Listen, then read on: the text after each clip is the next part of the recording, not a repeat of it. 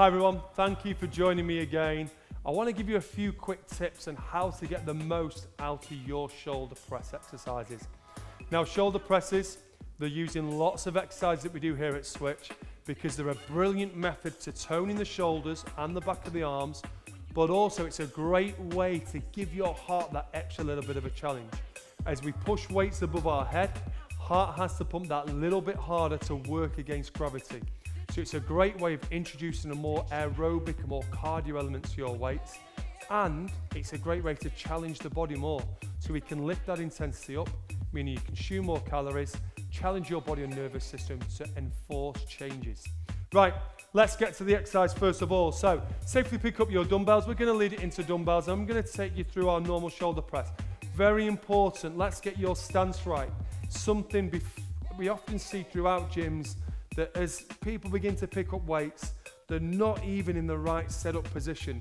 So they're often stored feet either really wide apart or very, very, very narrow. And then when they go into the shoulder press, they let the back arch up, or they try and swing the weights up, doing all these sort of jerky, uneven, uncontrolled movements that are only going to put pressure on tendons, ligaments, joints, bone tissue, and eventually they're going to lead to some real problems with injury. So take that extra little bit of time into your workout. Get your stance really strong, toes straight, heels on the ground, making sure your weight is able to be pressed and distributed evenly over the feet. Very important, I always talk about how this kind of lumbo area works, our lumbo-pelvic hip area. So we curl the tailbone under, making sure that we can feel the glutes are on, so our bum muscle, and our tummy is nice and flat and strong. And then very simply, let's take us into the shoulder press. So now we're going to open the chest to our shoulder press. It's a great way of making sure that we stretch all those anterior muscles, and then we bring the shoulders up and bring the palms of the hands together. Let's lock it down again. Now I want you to notice where the dumbbells are, on line with my ears.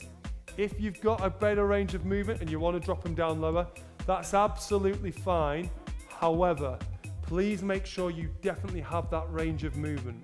If we go into extreme range of movement, if we're new to exercise, it's likely to put an extra little bit of pressure on our rotator cuff, and again, that could cause damage. So, as a nice safe option, dumbbells come down to ears, and we take us up and bring them to the top. Now, as I'm working through that shoulder press, and I want you to join me at home, I want you to just begin to notice, first of all, how challenging it is for the shoulders, how challenging it is for the back of the arms, but also, as we begin to progress through the exercise, we're going to take our last one now, take those down, heart rate begins to lift. Now, obviously, heart rate stimulated throughout all exercises that we do, because we have to pump blood there. But with the shoulder press in particular, it's a great way to make that pump, that heart muscle, work that extra little bit harder. And as we said at the start, that enforces more adaptation, more changes, and gets more intensity into your session. So, if you're not using shoulder presses in your current workout, why not add them in this week? Put them in with your shoulder day, add that extra bit of intensity round, and you'll get more from your workout. Thanks for joining us.